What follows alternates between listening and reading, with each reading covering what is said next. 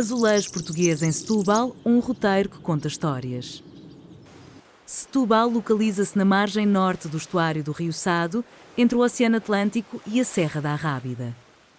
A cidade é amplamente conhecida pela sua forte ligação ao mar, com uma tradição pescatória profundamente enraizada e um passado industrial associado à conserva de peixe. Além disso, Setúbal destaca-se pelo seu vasto património histórico, natural e artístico, atraindo visitantes pelas suas paisagens e pela sua riqueza cultural. Também um importante centro de expressão artística, onde o azulejo português tem um papel significativo na construção da sua identidade visual e histórica. O azulejo tem 500 anos de produção nacional e é caso único como elemento decorativo e arquitetónico. Os azulejos são feitos à mão e, por isso, cada peça é única. Os artistas que criam os azulejos são chamados de azulejadores e muitas vezes trabalham em família há gerações. O azulejo em Portugal tem origem hispano-morisca, vieram nos finais do século XV de Sevilha e serviram para revestir paredes de palácios e igrejas. Este tipo de azulejo era caracterizado com padrões geométricos e cores fortes e variadas, aplicados já com um sentido arquitetónico. Técnicas da corda seca e, na transição dos séculos, de aresta. Passados cerca de 70 anos, em 1560, começaram a surgir em Lisboa oficinas de olaria que produziam azulejos segundo a técnica da majólica, importada de Itália.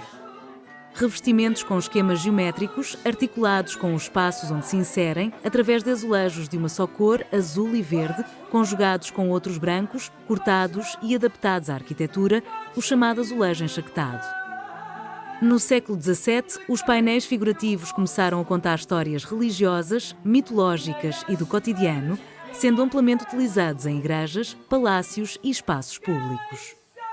Impõe-se a pintura executada a azul e branco, inspirada na porcelana chinesa. Revestimentos integrais com azulejos de padrão policromos, representando motivos geométricos, entrelaçados, vegetalistas, florais, etc., delimitados por barras, cercaduras ou frisos, recordando tapeçarias. Como tal, estes revestimentos passaram a ser conhecidos como tapete. Com isto se inicia o Barroco. No século XVIII, pintura de grande erudição a azul e branco, executada por mestres que eram também pintores de óleo e de tetos. Conhece-se esta fase por ciclo dos mestres. Introdução da linguagem rococó, principalmente nos concheados e folhagem assimétrica das guarnições que, ao mesmo tempo, regressavam também à cor. As áreas de figuração continuam a ser pintadas a azul e, mais raramente, a manganês. Já o estilo pombalino é um estilo que se desenvolveu após o grande terremoto de Lisboa em 1755. É caracterizado por uma estética mais austera e geométrica que reflete a necessidade de reconstruir a cidade. A partir do século XIX, o azulejo ganha mais visibilidade, sai dos palácios e das igrejas para as fachadas dos edifícios, numa estreita relação com a arquitetura. A paisagem urbana ilumina-se com a luz refletida nas superfícies vidradas. A produção azulejo é intensa, são criadas fábricas em Lisboa, Porto e Aveiro. O azulejo é designado azulejo de fachada.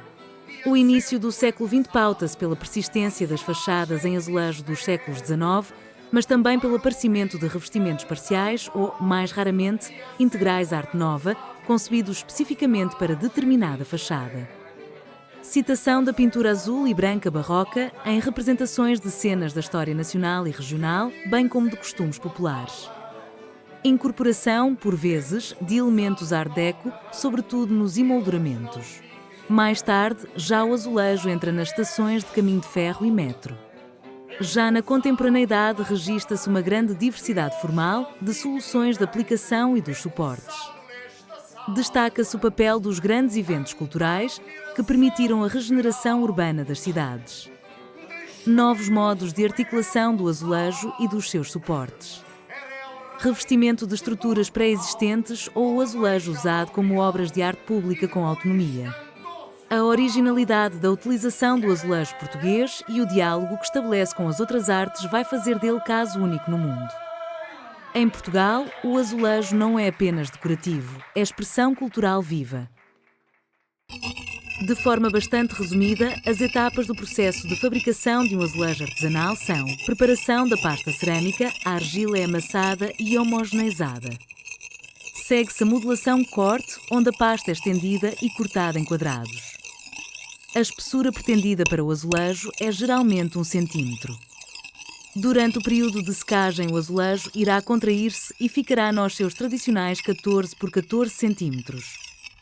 Passa-se à secagem controlada, aqui as peças secam lentamente para evitar deformações. A secagem altera-se consoante as condições climatéricas, uma vez que acontece ao ar livre. Chega-se à primeira cozedura, os azulejos têm de estar bem secos e a temperatura da queima vai aumentando. O arrefecimento pode demorar algumas horas. De seguida, a vidragem. Aqui prepara-se o vidrado cerâmico, mistura de vários óxidos, que deve repousar alguns dias antes da aplicação. Aplica-se uma camada de vidrado sobre o azulejo, de modo a vidrar apenas o lado desejado. Este processo efetua-se de forma a proteger e também realçar o azulejo. A parte mais criativa, a decoração, depois de decidido o desenho e as cores, procede-se à pintura. Por fim, atinge-se a segunda cozedura, a peça é novamente cozida para fixar as cores. De notar que a vidragem depende da técnica usada, pode ocorrer antes ou depois da pintura. Na União de Freguesias de Azeitão, pertencente ao município de Setúbal, encontra-se uma fábrica de azulejos, designada Azulejos de Azeitão, que disponibiliza aos clientes azulejos ao seu gosto e também a oportunidade de poder experienciar como é criar os seus próprios azulejos. Os pontos escolhidos a destacar são Mercado do Livramento, Igreja de São Julião, Igreja do Convento de Jesus, Igreja de Santa Maria da Graça, sede Setúbal, Casa do Corpo Santo e Forte de São Filipe. O Mercado do Livramento do século XX foi construído para substituir um outro mercado, demolido em 1876, foi inaugurado em 1930. Destacam-se os painéis decorativos e identitários de azulejos no interior, retratando a vida cotidiana, pesca, mercado, paisagens, da autoria do gravador e pintor português Pedro Pinto. Na entrada norte encontram-se outros painéis da autoria de Rosa Rodrigues, com imagens da cidade, datados de 1944. A técnica utilizada foi faiança pintada à mão sobre esmalte branco. Estes azulejos estão integrados na arquitetura moderna, lembrando a tradição barroca. A Igreja de São Julião admite-se que remonta a finais do século XIII, devendo a fundação à comunidade piscatória setubalense. Foi reconstruída nos séculos XVI e XVIII, após os estragos sofridos durante os vários terremotos que ocorreram na região, tendo sido alterada a sua aparência original. Destaque para a Capela-Mor e para os painéis de azulejos figurativos e decorativos com moldura policromada, narrando episódios da vida de S. Julião e de Santa Vasilissa, logo função era religiosa e narrativa. A técnica da majólica, pintura sobre esmalte, foi aplicada.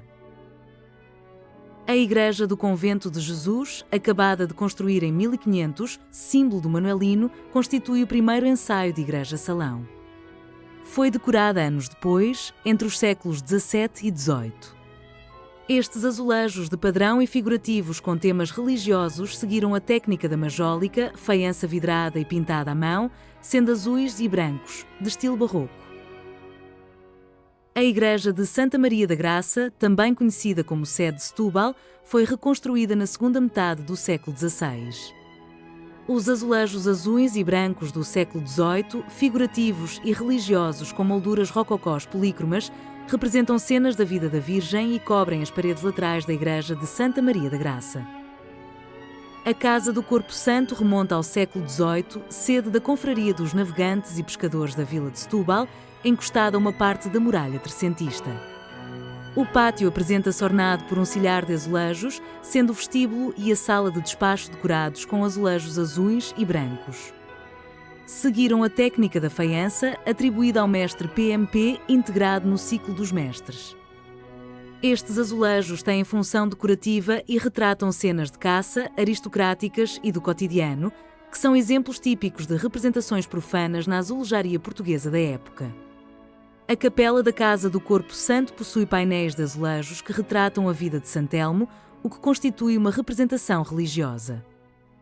O Forte de São Filipe, construído no século XVI, possui uma capela-mor muito discreta, com altar em talha dourada. Destacam-se painéis figurativos religiosos, datados de 1736 e assinados pelo mestre Policarpo de Oliveira Bernardes.